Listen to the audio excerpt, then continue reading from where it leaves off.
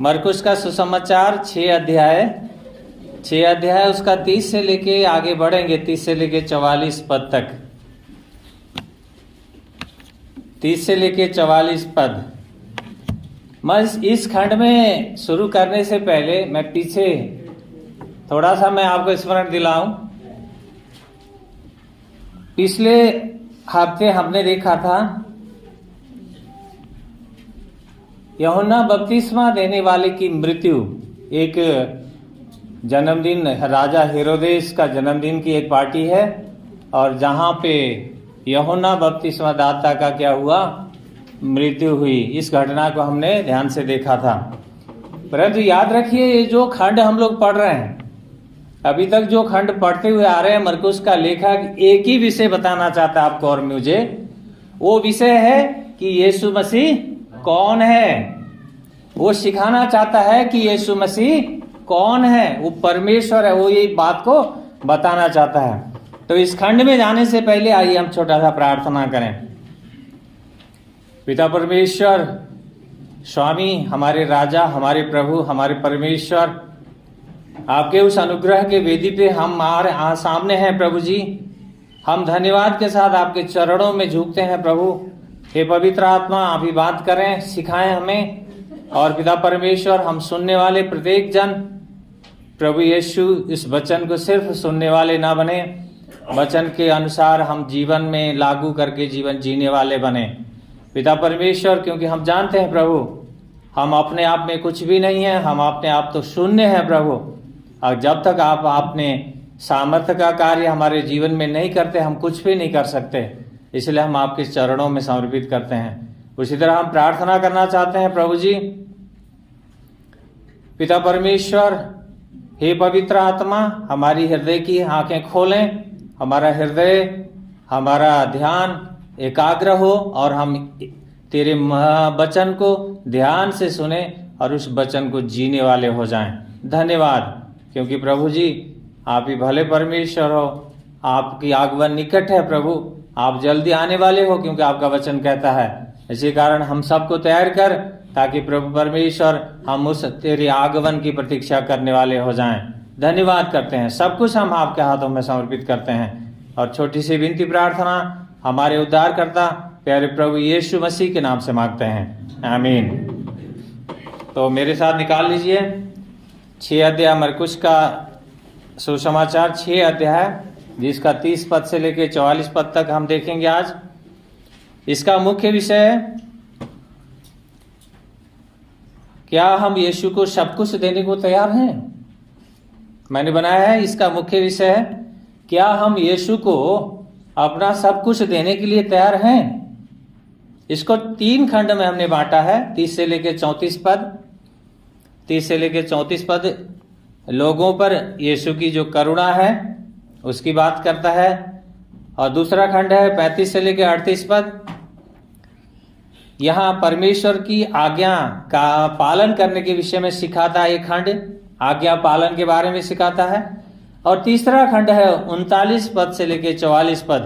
39 से 44 पद में वो कहता है कि जो कुछ भी आपके पास है वो उसे दें, तो वो उसमें से कार्य करेगा। ये 3 विषय हैं। तो हम इस खंड को अगर देखें तो चारों सुसमाचार में ये जो खंड, ये जो आज एक प्रभु यीशु का जो 5000 लोगों को खिलाने का विषय का जो खंड है, ये चारों सुसमाचार में है। चारों सुसमाचार में बाकी बहुत से कार्य हैं, लेकिन कहीं एक दूसरे में है, तीसरे में नहीं है, ऐसे कुछ कुछ है। लेकिन ये जो कार्य है, 5000 पुरुषों को जो खाना खिलाया प्रभु यीशु ने जंगलों में, एकांत जगह में, वो सारे चारों सुसमाचार वर्णन करता है। इसका मतलब क्या हुआ, ये बहुत महत्वपूर्ण है ये खंड हमारे जीवन के लिए। तो एक बात है, ध्यान रखिएगा, आपके हमारे जीवन में अगर समस्या है, समस्या यीशु को दे दीजिए। आपके जीवन में और हमारे जीवन में अगर हमारी भविष्य को लेकर कोई चिंता है ना, तो यीशु को सौंप दें। अगर अतीत को लेके कोई परेशानी है, यीशु को सौंप दें। अगर किसी से प्रेम करते हैं, अपने परिवार के लोगों को प्रेम करते हैं, तो उन लोगों को भी परमेश्वर के हाथों में समर्पित करके धन्यवादी और कृतज्ञता से झुकें। क्योंकि इस खंड में हम एक साधारण रूप से एक देने के बारे में सीखेंगे। परमेश्वर क्या सिखाना चाहता है।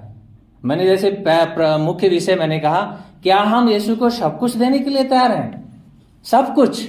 देखिए, कई बार हम चिंतित होते हैं, कई बार हम परेशान होते हैं, लेकिन परमेश्वर चाहता है कि हमारी वो सारी चिंता हम यीशु को दे दें, यीशु के पास समर्पित करें। वो सिखाना चाहता है हमें, आपको देने के विषय में सिखाना चाहता है।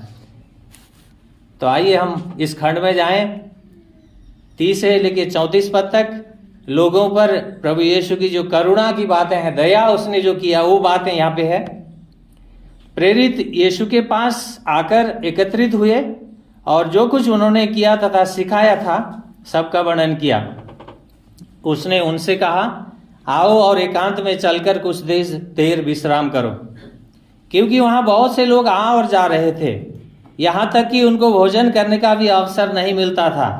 अतः वे अकेले नाव पर चढ़कर एकांत में चले गए, और लोगों ने उन्हें जाते देखा और बहुतों ने उन्हें पहचान लिया, और सब नगरों से लोग पैदल दौड़कर उनसे पहले ही उस स्थान पर जा पहुंचे।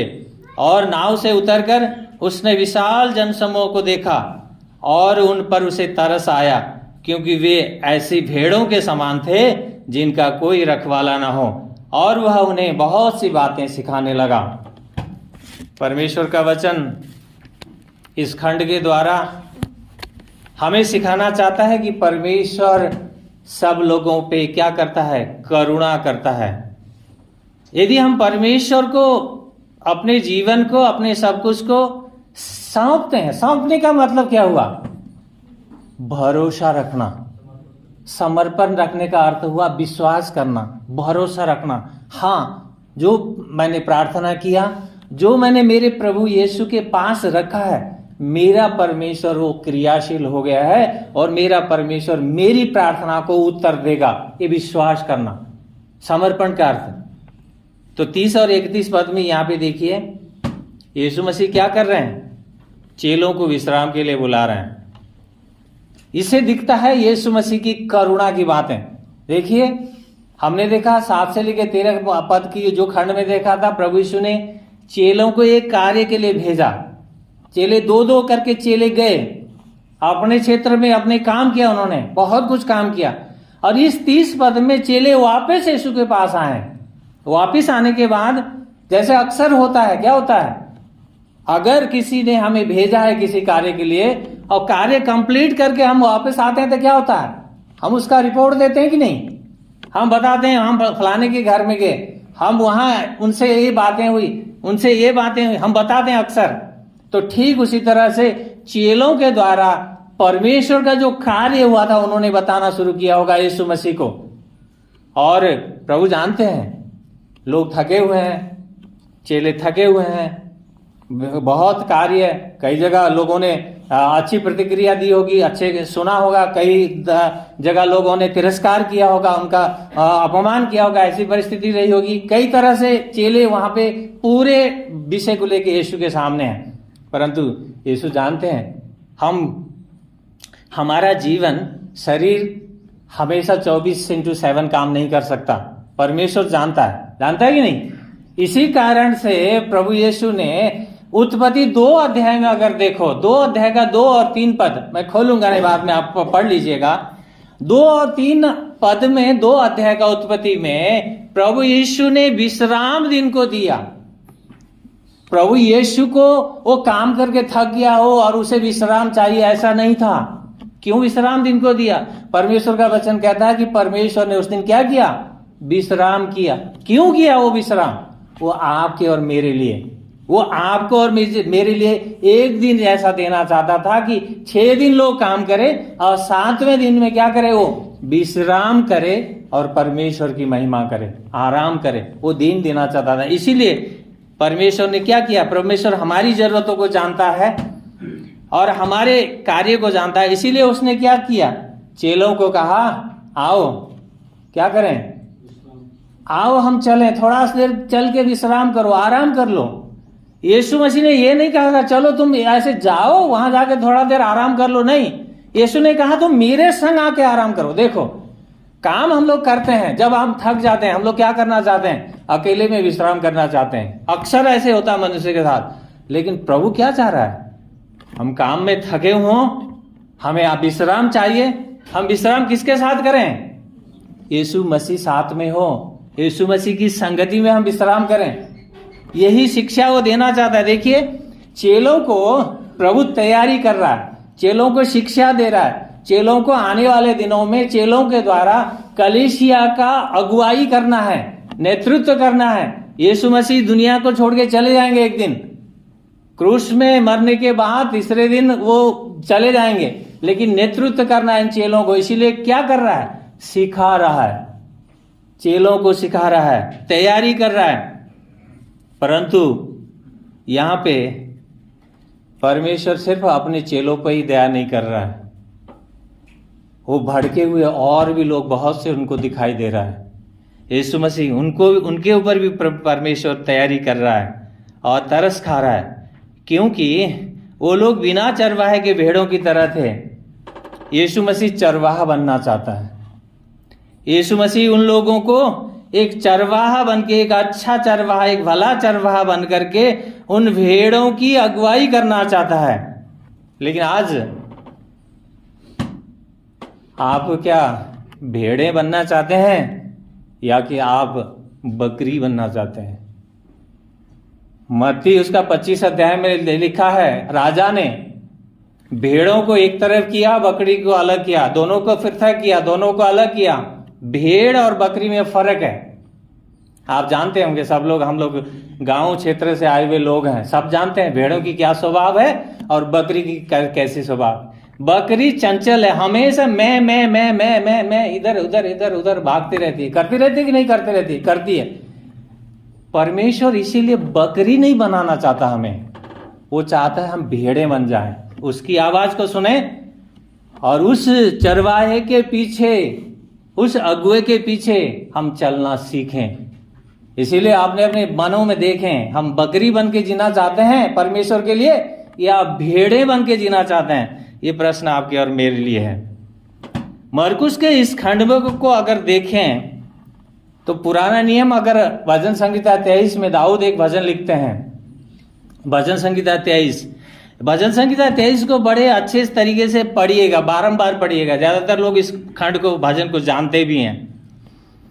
दाऊद भजन संहिता 25 का शुरुआत ऐसे करता है, क्या करता है, यहोवा मेरा चरवाहा है, मुझे कुछ घटी ना होगी। दाऊद राजा परमेश्वर को चरवाहा कहता है, मेरा चरवाहा है वो, मैं उसका क्या हूं? अगर वो मेरा चरवाहा है तो मैं कौन हूं? भेड़। और क्या कर रहा है वो, देखो हम उस खंड में पूरा जाएंगे नहीं, परंतु अगर चरवाहा है, चरवाहा क्या करता है? मार्गदर्शन करेगा, विश्राम की ओर ले जाएगा, चारा ग्रहों में लेके बैठाएगा, हरी हरी चराइयों में लेके चराएगा, पानी के स्रोतों के पास ले जाएगा। कोई भयंकर समस्या है, अगर मृत्यु की जोखिम भी है तो भी वो चरवाहा आगे आएगा, वो उनकी नेतृत्व करेगा, उनका सुरक्षा का ध्यान रखेगा, उनको हर तरह से उनकी क्या आवश्यकता है वो पूरा करेगा। ये चरवाहा करता है, चरवाहा करता है जो इसीलिए परमेश्वर क्या कहता है, परमेश्वर ने कहा ये बिना चरवाहे के भेड़ों की समान है ये भेड़। ये लोग क्या हो क्या रहा था, जैसे ही उसने चेलों को कहा आओ हम चलें, थोड़ा एकांत में चले, नाव में जैसे बैठ के जाने लगे, ज्यादा दूर नहीं गए हैं, थोड़े से किनारे किनारे उस गलील के झील के थोड़ा किनारे किनारे जाके थोड़ा आगे ऐसे जगह में, एकांत जगह में यीशु मसीह अपने चेलों को लेके जाना चाह रहा है। तो लोगों ने जैसे ही देखा उनको जाते हुए, क्या हुआ, ये तो पानी में नाव से जा रहे हैं, ये किनारे किनारे दौड़ के, इतनी बड़ी भीड़ उनके पीछे होली, वो वहां पहुंच रहे हैं, नाव से जैसे उतर रहे हैं उससे पहले वहां पे बहुत बड़ी भीड़ है। क्या यीशु नहीं जानते थे कि ये भीड़ आने वाली है और ऐसा होने वाला है? जानते थे कि नहीं? जानते थे। इस खंड के द्वारा कई बातें सिखाना चाहता है। वो एक चरवाहा, जैसे आज बेटी ने पढ़ा एजकेल उसका 34 अध्याय में आपने पढ़ा होगा, परमेश्वर कहता है मेरे जो चरवाहा थे ना, उन्होंने चरवाही नहीं की, वो सिर्फ अपने पेट भरने में लगे। लेकिन वो क्या कहता है, उसका 34 का 15 एक पद मैं आपको ध्यान उसकी ओर खींचना चाहता हूं।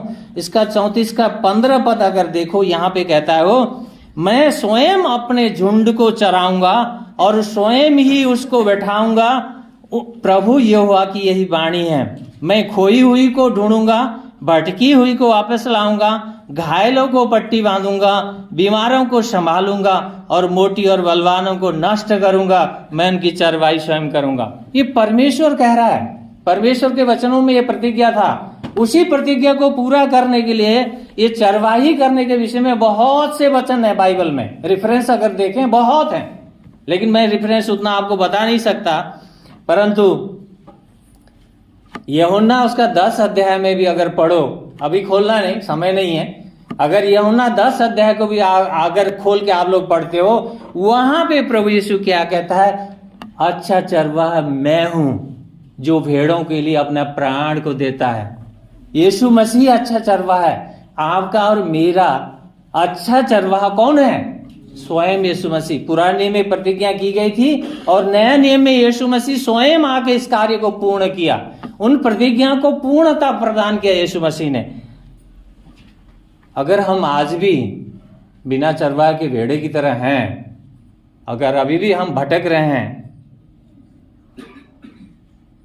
फिर भी परमेश्वर दया करना चाहेगा, परमेश्वर करुणा करना चाहता है, वो अपना मार्गदर्शन करना चाहता है, परमेश्वर करुणा करना चाहता है। क्या आप यीशु के पास आना चाहेंगे?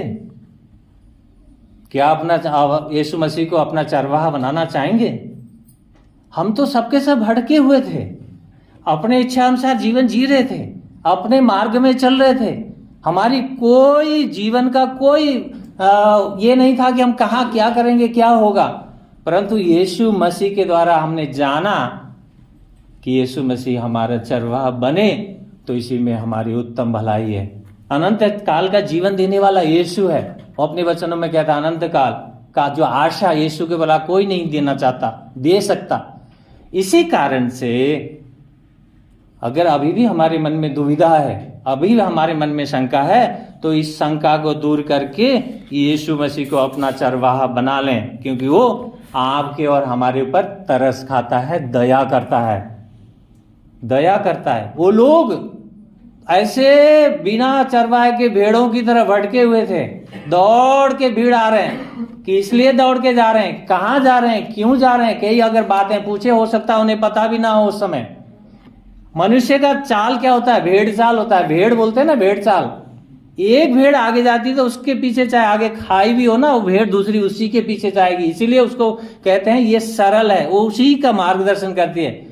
मगर हम सच्चाई को जान करके, हम उसको यथार्थ को जान के, उसके वचनों को जान करके हम उसके पीछे चलें। हम भटकी हुई उन भेड़ों की तरह जिनका चरवाहा कोई चरवाहा ही ना हो, ऐसे ना हो, क्योंकि यीशु मसीह आपकी और मेरी अगुवाई करना चाहता है। वो चरवाहा बन के हमारी अगुवाई, अगर आप चाहते हैं आपके जीवन में यीशु की अगुवाई हो, तो हमें भेड़ बन के उसके पास आना पड़ेगा, नम्रता से झुक के उसके पास आना पड़ेगा, और दूसरा उपाय नहीं है, ध्यान रखिएगा। आइए हम दूसरे खंड को देखें क्या कहता है। 35 से लेकर 38 पद में देखें तो यहाँ पे एक प्रश्न है, क्या परमेश्वर की आज्ञा मानने के लिए तैयार हैं? क्या परमेश्वर की आज्ञा मानने के लिए हम तैयार हैं? देखिए कैसे वचन क्या कहता है। जब दिन बहुत ढल गया तो उसके चेले उसके पास आए और कहने लगे, यह स्थान सुनसान है और दिन बहुत ढल चुका है, उन्हें जाने दे कि वे आपस की बस्तियों और गांव में जाकर अपने लिए कुछ खाने को मोल ले सकें। परंतु उसने उत्तर देते हुए कहा, तुम ही उन्हें कुछ खाने को दो। उन्होंने उससे कहा, क्या हम जाकर 200 दिनार की रोटियां मोल लाएं और उन्हें खाने को दें? उसने उनसे कहा, तुम्हारे पास कितनी रोटियां हैं, जाकर देखो। उन्होंने मालूम करके कहा, 5 और 2 मछलियां। उस समय यीशु ने लोगों की आवश्यकता को देखा। परंतु चेले समझ नहीं पाए कि यीशु क्या करने वाले हैं। यह समय यीशु चेलों को सिखा रहे हैं कि वो लोग सेवकाई के जीवन में लोगों की आवश्यकताओं को कैसे देखते हैं। यीशु ने दिखाया, यहाँ पे सिखाया। क्या सिखाया? ध्यान दें, यीशु यहाँ पे दिखा रहे हैं बाधाओं के ऊपर ना देखो, ध्यान ना दो, परंतु किसके ऊपर ध्यान रखो? यीशु के ऊपर ध्यान रखो। यीशु ने कहा जाओ, लोग इतने हैं। यीशु के चेले क्या सलाह दे रहे हैं यीशु को? प्रभु इन्हें कहिए ये जाएं गांव में, ये सुनसान एरिया है, कुछ नहीं है, जाएं, थोड़ा दुकान भी हो सकता है बंद हो जाए, आप थोड़ा जल्दी भेज दीजिए ताकि जाके थोड़ा सा अपने लिए रोटी वोटी खरीद के खा लें, बहुत बड़ी भीड़ है, क्योंकि नहीं तो भूखे रह जाएंगे। ये यीशु की चेलों का यीशु को एक सलाह है। मगर यीशु ने क्या कहा? देखिए प्रत्युत्तर में क्या कहा। उसने कहा तुम ही उन्हें कुछ खाने को दो। प्रभु यीशु ने कहा तुम ही उन्हें कुछ खाने को दो। जैसे ये सुनते हैं, ध्यान रखिए, ये खंड आपने बहुत बार पढ़ा होगा और सुना होगा, ये कहानी, ये रोटी वाली 5000 लोगों को खिलाने वाला। लेकिन कुछ बातें मैं आपके बीच में रखना चाहता हूं। जैसे यीशु ने कहा तुम ही उन्हें कुछ खाने के दो, तो लोगों की प्रतिक्रिया क्या है? चेलों की प्रतिक्रिया, लोग कैलकुलेशन करने के लिए बैठ गए, मैथमेटिकली कैलकुलेशन, गणित का हिसाब लगा रहे हैं। एक व्यक्ति के लिए इतनी रोटी लग सकता है, इतना पैसा लग सकता है, तो या तो इतने भीड़ है तो इतना लग सकता है। 200 दिनार एक व्यक्ति का उस समय, 1 दिनार एक दिन का, पूरा दिन का मजदूरी मिलता था। एक दिन की मजदूरी, क्योंकि मत्ती बाद में पढ़ लीजिएगा, मत्ती 20 अध्याय का 2 पद में आप पढ़ो, मत्ती 20 अध्याय का 2 पद में लिखा है कि एक दिन की दिनार, एक दिनार एक दिन की मजदूरी होती थी। चेलों ने कैलकुलेशन किया, लगा दिए तो पूरा 200 दिनार की रोटी लगेगी। लोग क्या कर रहे हैं? चेले कह रहे हैं, चेले एक व्यंग्य कर रहे हैं। क्या कह रहे हैं? क्या हम जाकर 200 दिनार की रोटियां मोल लाएं और इन्हें खाने को दें? एक प्रतिक्रिया चेलों की देखिए, उनके पास पैसे नहीं है और यीशु मसीह कहता है कि तुम ही उनको रोटी खिलाओ, तुम ही कुछ दे दो। ये सोच रहे हैं इतनी बड़ी रकम, इतनी बड़ी मात्रा में रोटियां, खाने की चीजें कहां से मिल सकती हैं? वो एक उत्तर प्रत्युत्तर, अगर हम और आप उस जगह पे होते, हम भी ये शायद हो सकता है यही हमारा भी प्रत्युत्तर होता, क्योंकि हमने, चेलों ने अभी सही ढंग से यीशु को जाना नहीं ना, यीशु क्या कर सकता है। तो यहाँ पे चेलों का देखिए, चेलों ने आज्ञाकारिता की बजाय चेलों का ध्यान समस्या के ऊपर आया। परंतु देखिए 38 पद में वो क्या कहता है? प्रभु ने कहा तुम्हारे पास जो कुछ भी है ना, तुम उसे लाओ। सबसे बड़ी बात हमारे जीवन के लिए, हमारे पास प्रशस्त है कि नहीं है वो मायने नहीं रखता, हमारे पास कितना है वो अर्थ नहीं रखता, लेकिन हम किस मन से ला रहे हैं प्रभु के पास वो मायने रखता है। देखिए आप सब जानते हैं, मरकुस उसका 12 अध्याय में, मैं आपको थोड़ा सा ध्यान उसकी ओर खींचना चाहता हूं। 12 अध्याय में एक कंगाल विधवा का एक विषय प्रभु यीशु ने कहा।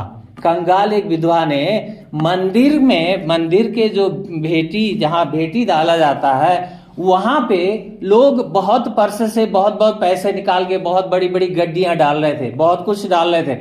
लेकिन यीशु मसीह नजदीक बैठ के देख रहे थे। यीशु मसीह ने देखा वो कंगाल विधवा ने ना 2 दमड़ी डाला, मतलब 2 पैसे डाले, 2 पैसे, मतलब एकदम कम, सबसे लोएस्ट 2 पैसे डाला। तो प्रभु यीशु ने कहा इस विधवा ने ना, इस स्त्री ने, क्योंकि मैं वही 44 पद आपके लिए पढ़ना चाहता हूं, क्योंकि अन्य सब ने अपनी बहुतायत में से डाला है, परंतु इसने अपनी दरिद्रता में से जो कुछ उसका था, अर्थात अपनी सारी जीविका डाल दी है। डाला है उसने सिर्फ 2 दमड़ी, 2 पैसे, लेकिन यीशु मसीह कहते हैं उसने अपना सब कुछ डाल दिया, सब कुछ दे दिया, अपना जीविका सब कुछ दे दिया उस विधवा का। आज 2000 साल पहले उसने जो कार्य किया था, आज हम लोग पढ़ रहे हैं उस विधवा के बारे में।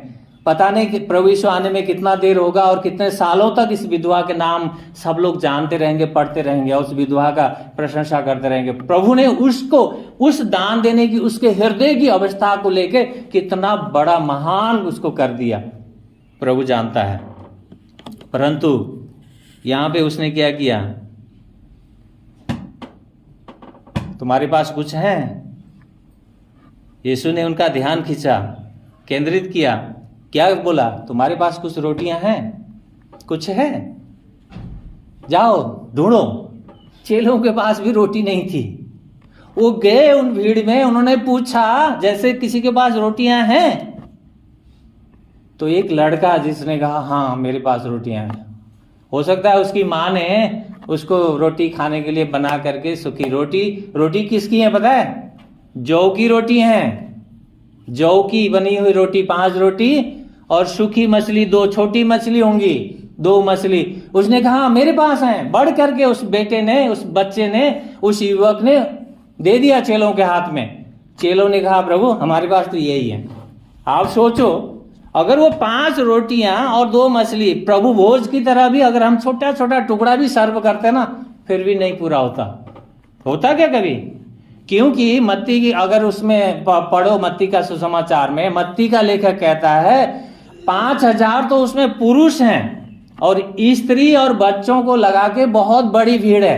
बाइबल टीकाकार कहते हैं, कोई कहता है 15,000 थी भीड़, वो कई कहते हैं 20,000 थी। इसका मतलब हम अंदाजा लगा सकते हैं बहुत बड़ी भीड़ थी। लेकिन परमेश्वर ने क्या किया? परमेश्वर ने अपने आप को उनके बीच में प्रकट किया।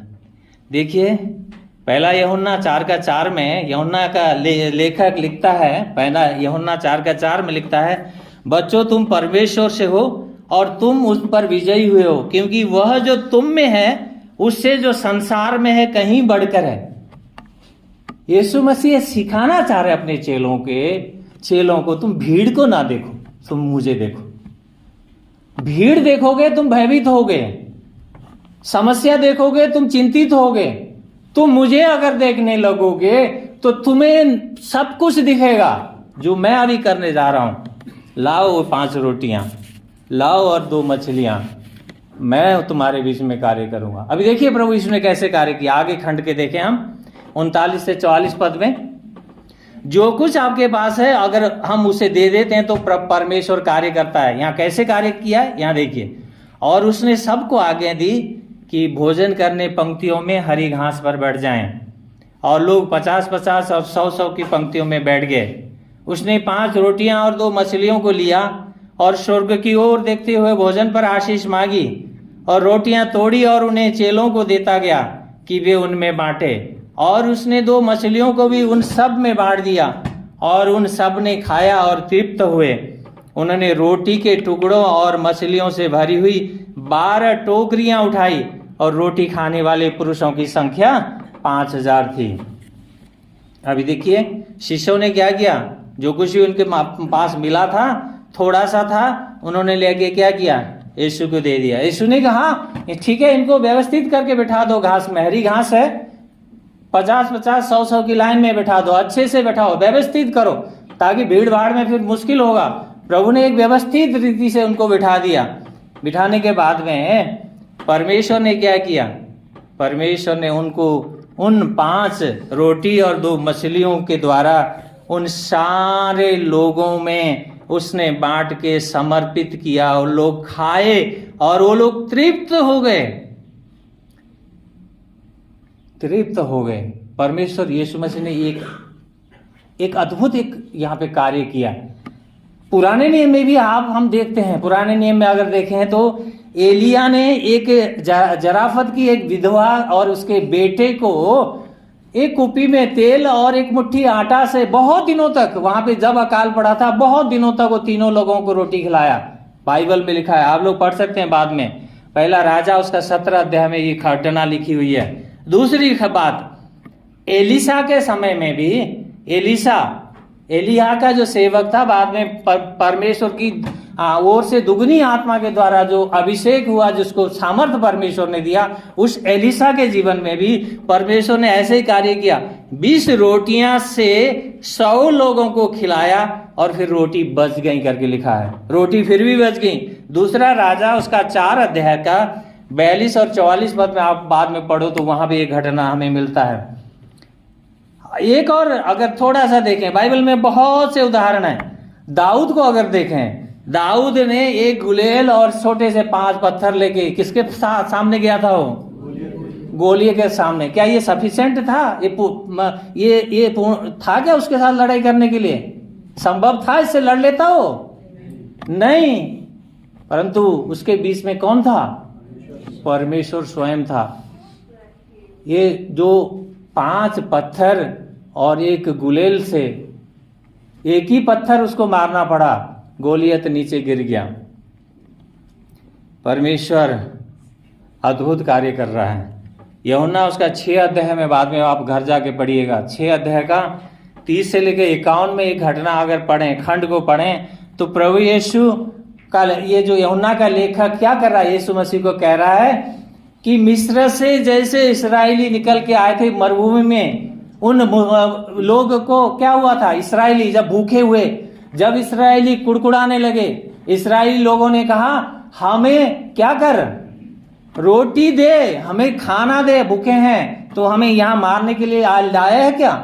परमेश्वर ने क्या किया? उनको ब्रेकफास्ट में भी मन्ना, लंच में भी मन्ना, डिनर में भी मन्ना भर दिया, उनको खिलाता रहा। और फिर कुड़काने लगे, अरे वहां तो बड़े लहसुन प्याज के साथ अच्छी चीजें हम भोजन खाते थे, यहाँ तो यही खा के हम उग गए, हमें कुछ मांस भी चाहिए, मीट भी चाहिए। तो परमेश्वर ने क्या किया? फिर बटेरों को इतना भेज दिया कि उनके नाक से मीट बाहर निकलने की तरह इतना भेज दिया, इतना ये लोग खाते रहे। क्यों ये मैं आपके बीच में रख रहा हूं? यीशु मसीह ने भी उस मरुभूमि में, एकांत जगह है, जंगल का क्षेत्र है, वही कार्य को यहाँ पे साबित किया कि मैं परमेश्वर हूं। मैं ये मरियम और यूसुफ का बेटा कारपेंटर नहीं हूं, मैं सर्वशक्तिमान परमेश्वर हूं। इस्राएलियों को मरुभूमि में मन्ना खिलाने वाला मैं हूं। उसने 5 रोटी जौ की सूखी हुई रोटी से और 2 सूखी हुए छोटे मछली से उसने 5000 क्या बड़ी, बहुत बड़ी भीड़ को खिला दिया उसने। हमारे पास बहुत से उदाहरण हैं। मैं एक उदाहरण आपके पास बहुत पहले, आज से 2000 साल की उदाहरण नहीं रखूंगा, अभी कुछ साल पहले के उदाहरणों का। जॉर्ज मूलर का नाम सुना होगा आप लोगों ने, सुना है? किसी ने सुना है? जॉर्ज मूलर एक परमेश्वर के दास थे। कुछ लोगों ने सुना है, जानते भी हैं। जॉर्ज मूलर के पास अनाथ बच्चे थे। ध्यान से सुनिएगा, अनाथ बच्चे थे। अनाथ बच्चों को वो वहां पे रख करके उनको परमेश्वर की ओर बढ़ा रहा था, परमेश्वर के कार्य कर रहा था। एक समय ऐसा आया कि जो उनके रसोइये थे, उन्होंने आके कहा, मूलर साहब, हमारे पास इन बच्चों को सुबह नाश्ता में खिलाने के लिए कुछ भी नहीं है। किचन में सब कुछ फिनिश्ड है, सब खत्म हो गया, कुछ भी नहीं है। मूलर ने कहा, प्रार्थना करो, परमेश्वर देगा। किसी व्यक्ति को उसने उसका सिद्धांत था, विश्वास के द्वारा परमेश्वर से मांगो। किसी व्यक्ति को, किसी को भी, पड़ोसी को, किसी को ना बताओ कि मेरे किचन में खाना नहीं है। परमेश्वर को सिर्फ बताओ, परमेश्वर सुनेगा और तुम्हारे किचन में आएगा। ये लोगों ने कहा ठीक है। सुबह हो गया, नाश्ता का समय हो गया। उन्होंने कहा टाइम हो गया नाश्ता का समय, बच्चे इस समय नाश्ता के लिए आते थे। लोगों ने फिर बोला क्या करें, नाश्ता का समय हो गया। बच्चों को उसने कहा ठीक है, बच्चों को जैसे पहले नाश्ते के समय अपना प्लेट लेके बैठ के परमेश्वर की आराधना करते थे ना, वैसा ही आराधना करने लगाओ। बैठा दो बच्चों को, परमेश्वर कोई न कोई उपाय करेगा। बैठाओ दो। पर बच्चों, वो लोग डरे हुए, किचन वाले बहुत डरे हुए, क्या होगा, क्या होने वाला है। लेकिन देखिए अद्भुत कार्य वहां पे घटा। बच्चे बैठ के आराधना कर रहे हैं, धन्यवाद कर रहे हैं, खाली प्लेट रख के प्रभु की महिमा कर रहे हैं। उसी समय एक गाड़ी आई, गेट में रुकी। किसी ने दरवाजा, गेट का वो बेल बजाया। दौड़ के गए लोग। बोला मुझे एक कोई महाशय वहाँ से गाड़ी से उतरे। उन्होंने कहा मुझे मूलर साहब से मिलना है, जॉर्ज मूलर से। उसने कहा चलिए ठीक है, मिलाते हैं। मूलर निकल के आए। उसने आके उनको कहा, मूलर साहब मैं जानता हूँ आपके पास बहुत अनाथ बच्चे हैं और मैंने एक पार्टी रखी थी और मैंने बहुत से गेस्ट को बुलाया था, लेकिन मेरे गेस्ट बहुत कम आए और इतना स्वादिष्ट और सुंदर और ताज़ा खाना मेरे पास बहुत बच गया। और मुझे याद आया कि आपके पास अनाथ बच्चे हैं। मुझे लगा कि मैं ये खाना लेके उन बच्चों के बीच में बांटूं। आप सोचिए, उस समय बच्चे आराधना कर रहे हैं, धन्यवाद कर रहे हैं, प्लेट खाली प्लेट लेके बैठे हैं, किचन वाले परेशान हैं कहाँ से इनके लिए खाना आएगा। लेकिन परमेश्वर ने सुंदर खाना उनके बीच में लेके उस व्यक्ति के द्वारा खाना सर्व किया। जब बच्चे ने आमीन किया, उनके बीच प्लेट में सुंदर भोजन रखा हुआ था। परमेश्वर ऐसे उपाय करने वाला परमेश्वर है। ये बहुत पीछे की घटना नहीं है, दूर की घटना नहीं है, अभी कुछ ही साल पहले हमारे बीच में घटी हुई घटना है। मेरे मन में परमेश्वर ने डाला, मैं आपको इस बात के बारे में बताऊं। परमेश्वर बहुत भला है। परमेश्वर आपके और मेरे हृदय को जानता है। परमेश्वर सब कुछ जानता है, आपकी और मेरी क्या इच्छा है, क्या अभिलाषा है, किस मन से हम यहाँ आए, वो भी जानता है। इसी कारण ध्यान रखिए, उसके बाद 12 टोकरियां बची हैं। क्यों 12 टोकरियां बची हैं जानते हैं आप? जो चेले थक के आए हुए थे, कार्य करके थक के आए थे, वो भी तो भूखे थे। परमेश्वर उन 12 चेलों को एक एक टोकरी भर के रोटी और मछली दे दिया, एक एक जन के लिए एक एक टोकरी। ऐसे परमेश्वर उपाय करने वाला है। चेलों को लग रहा था क्या होगा, चेलों को लगा, परमेश्वर ने कहा कि तुम ही कुछ दे दो। यीशु को समझ नहीं पाए हो, यीशु को उन्होंने समझा नहीं, लेकिन उस परमेश्वर ने समझा दिया, बता दिया, मैं सामर्थी प्रभु हैं, परमेश्वर हूं, मैं 5 से 5,000 को खिलाने का सामर्थ्य रखता हूं। आज आपके और मेरे जीवन में अगर देखिए, अभी हम लोग उसमें मेज में शामिल हुए, अंकल ने मेज लिया, प्रभु यीशु ने क्या किया था? यीशु ने रोटी तोड़ा, चेलों को दिया, चेलों ने क्या किया? लोगों को बांटा। और यहां क्या हुआ? रोटी तोड़ा गया, चेलों को दिया गया, चेलों ने बांटा। ये प्रभु भोज का भी एक चित्रण यहां पे दिख रहा है इस घटने के द्वारा। इसी कारण परमेश्वर क्या कहता है? परमेश्वर कहता है, वह चारवाहे के समान अपने झुंड को चराएगा, वह मेमना को अपनी बाहों में समेट लेगा, गोद में लिए रहेगा, दूध पिलाने वाली भेड़ों को धीरे धीरे ले चलेगा। परंतु परिस्थिति कैसी भी हो, आप और हम कैसे भी परिस्थिति में हो, परमेश्वर हमारे, मेरे और आपके जीवन से आज्ञा पालन सिखाता है। चेलों ने कहा 200 दिनार की रोटियां लगेंगी। प्रभु ने कहा जो कुछ तुम्हारे पास ले आओ। चेलों ने लेके आए, थोड़ा था, बहुत कम था, बहुत थोड़ा था, परंतु परमेश्वर ने उसी से अद्भुत कार्य कर दिया। आज आपका और मेरा दायित्व भी यही बनता है। हमारे पास थोड़ा होगा, हमारे पास कम होगा, लेकिन हम उस इच्छा से परमेश्वर की महिमा के लिए उसके पास लाएंगे, उसी से वो कार्य करेगा, उसी से उपाय करेगा। वो परमेश्वर है, वो मनुष्य नहीं है, वो उसी से कार्य करने वाला परमेश्वर है। आप जानते हैं यूहन्ना 21 अध्याय में जब प्रभु यीशु ने पतरस से कहा, पतरस क्या तुम मुझसे प्रेम करते हो?